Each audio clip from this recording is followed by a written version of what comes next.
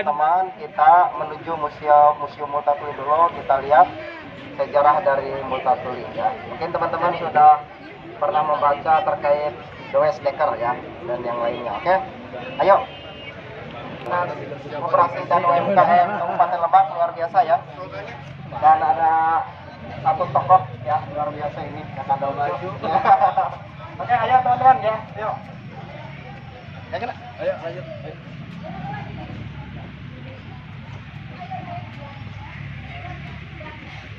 Oke.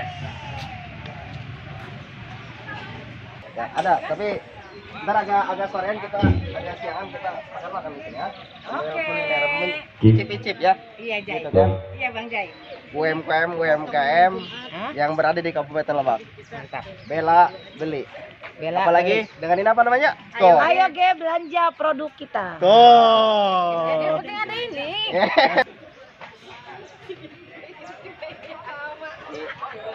Oke, perkenalkan, assalamualaikum warahmatullahi wabarakatuh. Nama saya Dira, pelaksana di Dinas Pariwisata Provinsi Banten.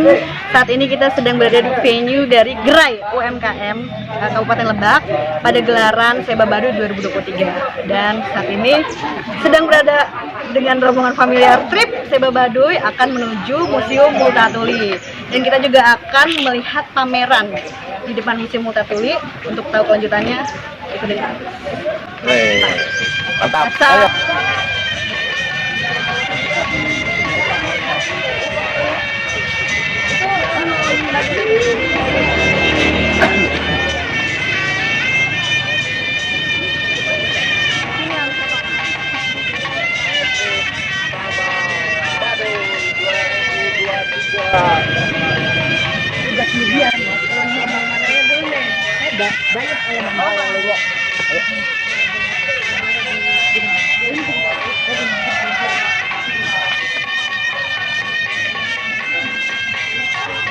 Ya, saat ini kita sedang berada di Museum Multatuli dan Museum Multatuli ini berisi sejarah tentang Multatuli dan perlu kita semua tahu bahwa Multatuli adalah tokoh yang berasal dari Belanda namun memperjuangkan hak-hak dari rakyat Rangkas Bitung khususnya yang tertindas.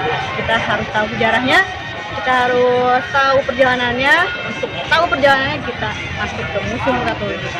Tiket masuknya hanya Rp2.000, jadi semua orang bisa datang ke sini. Yuk kita tahu sejarah karena kita tidak menjadi apa-apa tanpa kita mengetahui sejarah itu sendiri. Dan silakan Bu, yang ingin disampaikan. Saya perkenalkan, nama saya Indri, Ketua DPD IWO Indonesia Kabupaten Lebak.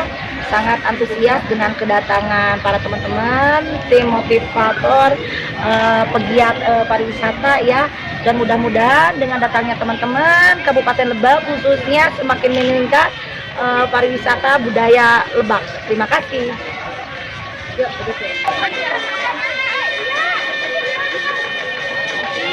Museum yang ada di Kabupaten Lebak. Dalam rangka memeriahkan Seba Baduy 2023, pemerintah Kabupaten Lebak juga mengadakan pameran hitam putih, yaitu berisi lukisan dari para seniman di Banten, tidak hanya di Kabupaten Lebak. Jadi kita bisa melihat tidak hanya langsung fisiknya, tapi kita juga bisa melihat di katalognya. Jadi kita scan barcode-nya, lalu kita melihat karya-karyanya ada apa. Bisa kita lihat langsung aja.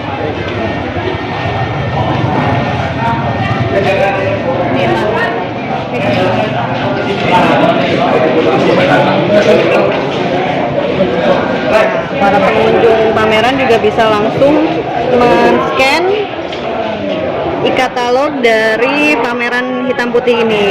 Jadi tidak hanya langsung melihat fisik, tapi juga bisa langsung mengklik QR code-nya, lalu kita bisa melihat koleksinya di gawai kita masing-masing. Luar biasa perpaduan antara teknologi dan juga sebuah karya.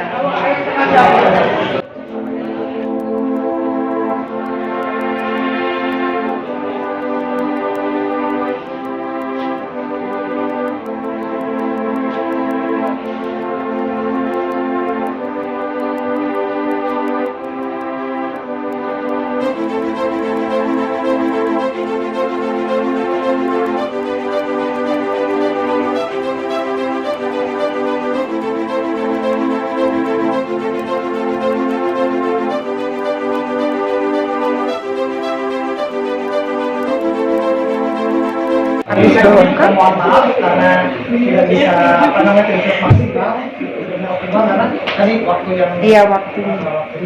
Ya, Bapak Ibu, terima kasih telah berkunjung ke Museum Multatuli. Nah, ini adalah Museum Multatuli. Museum Multatuli ini mengusung dua tema besar. Yang pertama itu kolonial dan yang kedua anti kolonialisme. Nah, jadi yang dimaksud dengan kolonial itu adalah proses masuknya budaya Barat atau proses masuknya penjajah ke wilayah Hindia Timur atau bisa disebut sebagai Nusantara. Begitu. Nah, di ruangan 1 sampai ruangan 4 itu temanya tentang kedatangan bangsa-bangsa Eropa. Sementara 5, 6, dan 7 itu temanya perlawanan masyarakat Banten. Jadi proto-nasionalis. Jadi gerakannya bukan gerakan untuk memerdekakan Indonesia, melainkan gerakan untuk membebaskan wilayahnya dari jajahan-jajahan bangsa-bangsa Eropa. Begitu. Contohnya nanti di ruangan ke-5 ada tokoh besar dari Cilegon namanya Kiai Wasid. Nah, ini orang Cilegon. Ya. Iya. Bagus. Kemudian juga ada nanti ada perlawanan Dimas Gambaran, juga perlawanan Haji Wakia.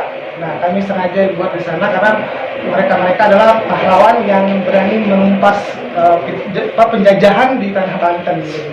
Nah, sementara kenapa namanya Multatuli? Jadi Multatuli ini kan adalah seorang warga negara Belanda. Dia memiliki nama asli yaitu Edward Lauwers Dekker. Nah, kenapa dia dijadikan Multatuli dan museum ini menjadi nama Multatuli? Sebab dia pernah tiba di sini, sebab dia pernah bekerja di sini, sebab dia pernah menjabat sebagai asisten residen di Kabupaten Lebak. Nah, itu kurang lebih di tahun 1856. Nah, dia itu menjabat sebagai asisten residen. Kalau sekarang itu setingkat dengan bupati tapi versi kolonial gitu. Nah, dia datang ke sini dan juga melihat banyaknya penindasan yang ternyata dilakukan oleh bangsa pribumi begitu. Jadi konco-konco dari Demang, kemudian Bupati, kemudian Medana, kemudian juga Panglima, Kliwon, dan sampai kepada Demang dan juga struktur pemerintahan yang paling bawah. Nah, itu melakukan tindakan pemerasan justru. Jadi Belanda Multatuli ini mencoba untuk menguak itu, untuk membongkar praktik busuk kolonial yang ternyata bukan hanya tok kolonialisme aja yang terjadi di sini. Ternyata ada peristiwa-peristiwa yang lebih keji, yaitu perampasan kerbau, kemudian penindasan masyarakat kecil, karena kerbau itu menjadi salah satu media untuk menanam padi begitu. Karena kalau tidak ada kerbau maka tidak bisa membajak sawah. Kalau tidak bisa membajak sawah maka tidak bisa makan. Nah, dari situ poinnya. Makanya Multatuli mencoba membongkar itu semua melalui karyanya yaitu Max Havelaar. Nah, settingnya itu di Kabupaten Lebak yang kemudian menonjolkan dua sejoli yaitu Saija dan Adinda. Ini sebenarnya tokoh imajiner. Jadi Multatuli itu hanya membuat sebuah ilustrasi berupa dua tokoh sejoli yang bernama Saija dan Adinda. Sementara saya pernah datang ke Kampung Badurnya. Nah, di Kampung Badur ini ternyata ada nama yang hampir sama dengan Saija, yaitu Ki Saija. Nah, itu menjadi urban legend, betul. Itu menjadi urban legend di Kampung Badurnya. Namanya Ki Saija. Tapi ceritanya sama. Kisahnya sama, ceritanya juga sama. Nah, sementara Adinda, karena nama Adinda ini di abad-abad 18 akhir, 19 awal itu kan kurang lazim. Apalagi di daerah pedalaman, nama Adinda itu kurang lazim. Biasanya namanya Markona dan sebagainya begitu ya, atau Matiasi dan sebagainya. Kalau nama Adinda justru terlalu bagus untuk nama-nama di daerah perkampungan sana. Nah, akhirnya ternyata nama Adinda ini adalah sebutan sayang terhadap istrinya begitu. Jadi Ki Saija ini punya istri yang kemudian selalu menyebut Adinda. Nah, begitu. Secara urban legendnya ada di Badur dan kemudian dalam buku Max Havelaar pun diberikan seperti itu. Ya, lalu dari kisah itulah banyak tokoh-tokoh dunia yang kemudian merubah pola pikirnya dari feodalis menjadi humanis, kemudian menjadi liberalis dan sebagainya. Justru komunis dan komunal, kemudian juga ideologi-ideologi besar lagi. Nah, itu muncul setelah meledaknya buku Max Havelaar. Begitu. Jadi muncul yang paham-paham yang lebih mengedepankan tentang sisi kemanusiaan, kemudian tentang kesetaraan dan sebagainya. Itu muncul setelah Max Havelaar itu membumi. Begitu. Nah, itulah yang kemudian menjadikan Museum Multatuli ini diberi nama Multatuli. Nah, Multatuli ini artinya adalah aku yang telah banyak menderita. Diambil dari bahasa Latin, multa atau multi itu banyak, tuli itu derita atau penderitaan. Kenapa beliau menyebut dia sebagai Multatuli? Karena dia sering menderita. Neutral dalam artian dia melihat banyaknya penindasan yang dilakukan di hadapannya, padahal dia tidak menyukainya. Kemudian juga dia sering dipindah tugaskan ke wilayah-wilayah Hindia Timur yang lainnya, karena tidak langsung ke Lebak. Dia dari Batavia, kemudian juga dari ke Purworejo, bahkan ke Makassar, lalu kemudian di Kalimantan pernah, di Natal juga pernah dia dipindah tugaskan. Terakhir di Kabupaten Lebak sebagai asisten presiden. Nah dari sini sudah, jadi dia tidak dipecat, melainkan mengundurkan diri. Mengundurkan diri, dia di sini hanya 3 bulan atau 84 hari. Kemudian setelah mengundurkan diri, akhirnya Multatuli pergi lagi ke Belanda. Di Belanda dia akhirnya karena keuangannya sudah menipis, karena tidak bekerja, dia akhirnya bercerai dengan istrinya Everdintine, lalu pergi ke Jerman. Jadi sebelum ke Jerman dia ke Belgia terlebih dahulu. Kemudian dia datangi temannya namanya Droogstoppel. Nah dia membawa beberapa tumpukan kertas yang isinya tuh tentang pengalaman ketika dia bekerja di sini. Nah lalu diberikan kepada Droogstoppel, dibuatlah Max Havelaar. Nah dari Belgia kemudian diterbitkan tahun 1860. Tapi Multatuli tidak tahu bukunya diterbitkan. Begitu. Jadi ketika lepas dari Belgia dia pindah ke Jerman, dan di Jerman dia menikah lagi baru meninggal di sana. Nah, jadi Multatuli itu tidak meninggal di sini dan tidak ada makamnya, karena Multatuli itu wasiatnya ingin dikremasi atau dibakar. Jadi setelah dibakar ditabur, abunya ditebar di laut Jerman. Gitu. Jadi sekali lagi kalau misalkan sekiranya ada yang berbicara ada Multatuli di sini itu makanya Multatuli di sini juga itu hoax. Jadi tidak ada Multatuli, tidak di sini. Multatuli meninggal di Jerman dan dikremasi, tidak di Indonesia. Oke. Baik, setelah ini kita pindah ke ruangan 3. Baik teman-teman ya. Menuliskan beberapa keluh kesah yang ia rasakan begitu, karena Multatuli hadir pada masa periode kultur sel atau tanam paksa. Jadi tanam paksa ini menjadi salah satu indikasi di mana banyaknya penindasan yang dilakukan oleh Demang justru, kemudian Rejim atau Bupati, lalu kemudian itulah yang dilaporkan kepada atasannya. Namun ketika Multatuli melaporkan temuannya kepada atasannya, nah itu tidak mendapatkan respon baik. Justru Multatuli dianggap sebagai pengganggu oleh atasannya. Atasannya bernama Residen Bres van Kempen. Nah ini strukturnya seperti ini kurang lebih. Jadi residen itu di atas, asisten residen itu di bawah residen. Beliau mana? Di sebelah sini Pak. Oh ini beliau. Ya, Residen ya. Iya. Ini kalau ini untuk pribumi. Ini berbumi. Untuk hierarkisnya gimana ini? Untuk Nah, kurang lebih asisten residen ini adalah yang mengawasi kerjanya bupati. Nah, sementara Beliau sebenarnya orang aslinya orang Belanda, dia lahir di Kodestorpek, Amsterdam, Belanda. Itu lahir Multatuli ya, ya, aslinya orang aslinya Belanda. orang Belanda. Begitu. Nah, sementara residen ini adalah yang kalau sekarang tuh setingkat dengan Bupati. gubernur lah. Gubernur, karena dia yang paling kan Asisten presiden baru bupati ya? ya, presiden bupati, kurang lebih seperti itu. Jadi hierarkinya begitu. Nah kan dari sini ada bupati, pati ini kalau sekarang wakil bupati. Wakil bupati ya? Iya. Kan ada bedanya. Benar di bawah ada Pak. Oh, Udana, iya. asisten Udana. Baru camat ya. Nah di bawah asisten Udana tuh ada namanya Demang baru. Ya, Demang itu tingkat kelurahan ya, atau desa ya? Iya di bawah Demang tuh ada Kliwon. Kemudian ada Untuk- Pangiwa, terus sampai bawah lagi. Berarti secara hierarkis bahwa ini adalah sebagai pengawas dari kinerja yang dilakukan oleh Ya. Bupati, Pati, Badana, dan asisten Badana ya, gitu. Baru camat ya. Ya. Baru hanya empat struktur ini yang menjadi tokoh sentral. Jadi ini beliau ini ya. Untuk ini ada kewenangan nggak untuk menggantikan, gitu kan? Misalnya Bupati, terus Pati, Wedana, atau diberikan hak otoritas tertinggi kepada Pati, Wedana, Bupati untuk menggantikan turunan-turunannya bagaimana?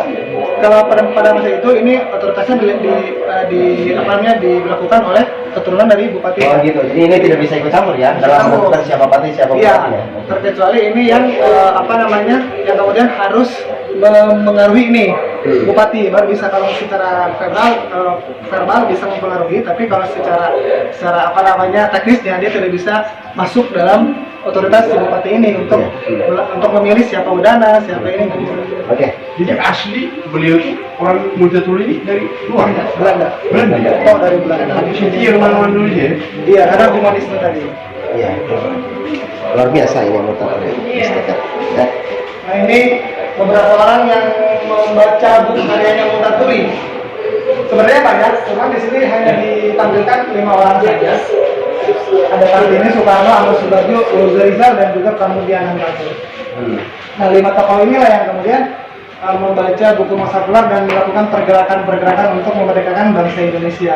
Salah satunya adalah Bapak Soekarno. Ketika berpidato di hadapan banyak orang, dia mengutip beberapa tulisan yang terdapat dalam buku Masa Kelar. Sementara Kartini, beliau ini kan menciptakan buku Habis Gelap Terbitlah Terang. Nah, itu terinspirasi dari buku Masa Kelar terlebih dahulu awalnya. Nah, dan ini buku Masa Kelar yang asli, cetakan keempat tahun 1876 berbahasa Prancis. Ini masterpiece kami, Pak, Bu. Ini masterpiece kami. Kenapa disebut? Sudah diterjemahkan dalam beberapa bahasa ya, Pak? 48. 48 bahasa. Wah, luar biasa. Tahun kemarin kita menerjemahkan ke dalam bahasa Cina, tapi dalam huruf kanji. Jepang, tapi dalam huruf kanjinya. Dalam huruf kanji ya? Iya. Berarti dari Museum Multatuli pun ada tim ahli bahasa mungkin ya? Ada, itu dilakukan oleh kurator dan juga langsung Serak bahasa. Maaf, kok beliau kok di bawah kenapa? Nah, ini cuma struktur aja, Pak. Struktur. Betulnya estetik acara ini cuma penempatan aja. Ya, karena maksud saya gini, karena beliau kan Iya. presiden pertama. Iya. Kok kenapa di bawah? Gitu? Jadi kalau secara definitif memang tidak ada arti. Jadi ini hanya sebatas tata letak saja. Tata letak. Supaya kita akan lihat kok kenapa ini begini gitu kan? Ini yang ngebangun mercusuar. Oh, itu dia dari sekitar. Ini yang film 3. Jadi film 3. Namanya bukan Willem 3 tahun. Enggak, kalau film 3 ini kan yang mendapatkan laporan dari Multatuli, yang kemudian dia ini mencoba untuk melakukan olah budi politik etis, tapi dia malah wafat, makanya diganti oleh anaknya. Yang kelima saudara Banten. Ini. Nah, itu lagi waktu kan. Jadi kayak jelasin. Oh, iya. Ini ilustrasi aja, ilustrasi kurang lebih. Ini kan pergerakan nasionalis, gerakannya gerakan mesianisme, jadi mengharapkan kedatangan Ratu Adil saat itu. Nah, sementara yang sebelah-sebelahnya seperti Mas Gamparan, nah ini kan konfrontatif banget, jadi tidak menggunakan kecerdasanya, mereka langsung perang. Perang ya? Iya. Mungkin dalam menghadapi para pemuda ini selain alat-alat sederhana ada ajaran tertentu mungkin ya? Kalau Ada nggak di sini apa aja gitu untuk kami belajar ya anak muda ini? kalau dalam beberapa literasi yang saya baca memang itu tidak dijelaskan. Dijelaskan, ya? Tidak dijelaskan. Ya. Tidak dijelaskan. Mungkin itu adalah apa sih? ini untuk hukuman mati, Bapak. Oh, Jadi pada tidak- zaman aktif itu. Iya, jadi 3 tokoh ini ditangkap, kemudian diadili lalu dihukum mati. Karena kan kasusnya begitu berat, karena membangkang Belanda. Iya. Nah, sampai pada silakan. Bisa dipraktekkan deh. Oh, silakan. Tapi ini. Silakan. Bapak digituin, nanti kalau udah ngegantung dilepas. Simulasi aja, bentar. Oh, iya, ini ada uang Banten, Pak. Banten ya? Uang Banten dulu bisa uang karena di bumi hanguskan, kerusuhannya dihancurkan, makanya tidak ada penerus. Tapi Dan sekarang menjadi sengketa itu. ya, Ya, cuman- gimana itu jadi sengketa itu? Nah, itu kan urusan bagian kesultanan. Oh iya, oke, siap. Jadi itu ada satu ciri jelas kalau misalkan ada di satu daerah keratonnya rusak atau hancur, berarti itu adalah daerah yang benar-benar memperjuangkan kemerdekaannya. Beda dengan keraton yang masih utuh seperti di Surakarta, di Ngayoke dan sebagainya, itu kan lebih pada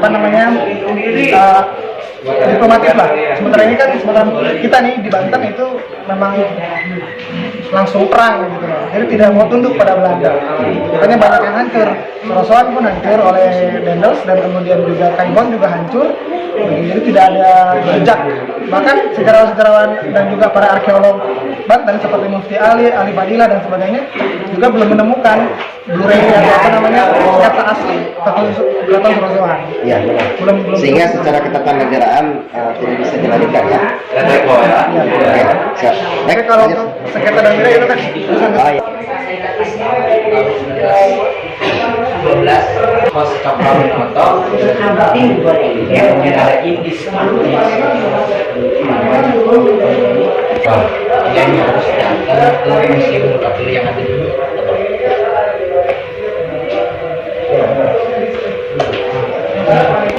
yang pertama setelah Lebak diresmikan menjadi kabupaten. Ada Temenggung, Adipati, Kartanegara. Dan inilah bupati yang berselisih paham dengan Multatuli.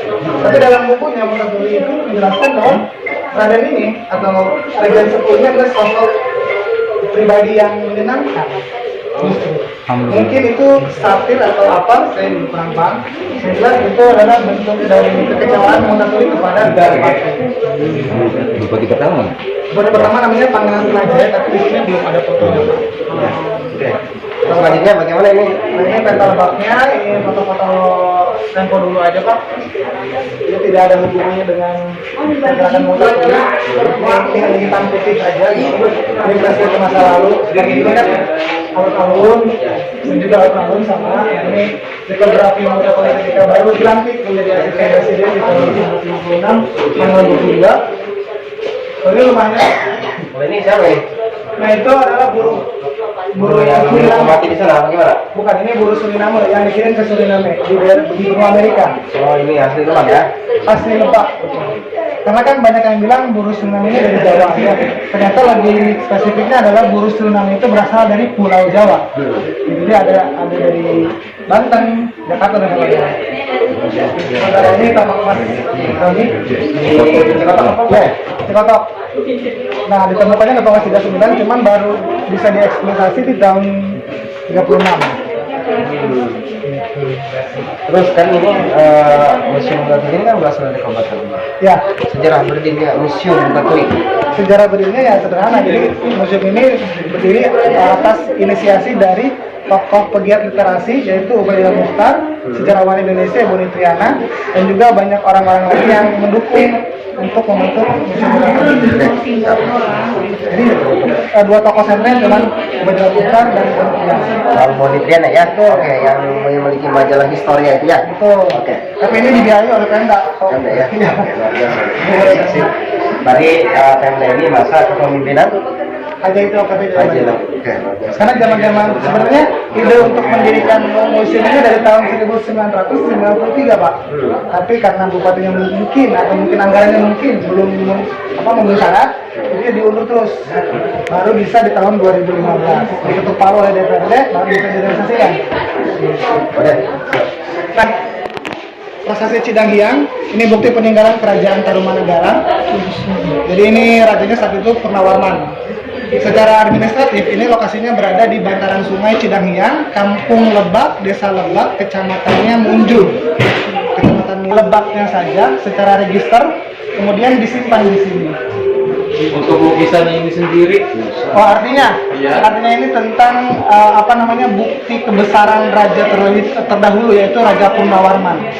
Jadi Raja Purnawarman ini kan dulu raja-raja yang lain pun jika ingin memberikan satu tanda bukti kalau tidak berupa tulisan berupa telapak kaki atau tanda tangan lah. Nah, ini dari bahasa apa ini Mas? Ini Sanskerta. Sanskerta. Iya. Tulisan Palawa ya?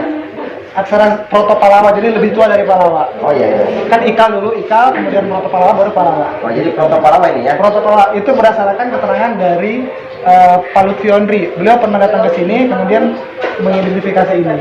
Beliau bilang ini adalah bahasanya Proto Melayu, jenis aksaranya Proto Melayu, Proto Palawa. Proto Palawa ya? lakukan sendiri itu alam Alami. untuk kayak kaki dan macam kayak gitu kan kelihatan apa? Iya, ini untuk karena Dari kan ukiran ini ya?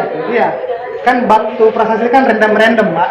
Random bentuknya, ada yang seperti ini, ada yang kotak pipihan, ada yang persegi panjang, itu tidak kemudian bentuk secara buatan, itu alami.